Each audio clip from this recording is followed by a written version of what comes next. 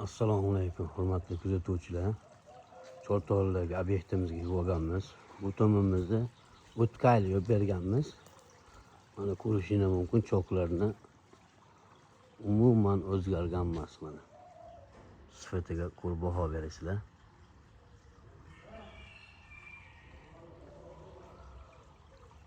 Bu ichki qismlar mana. Ko'rib baho beringlar. Like, подписка bo'lsa esdan chiqmasin.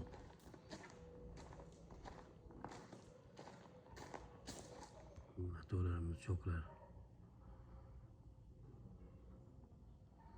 Kirpitsan choklari ham bilinmaydi hattoki.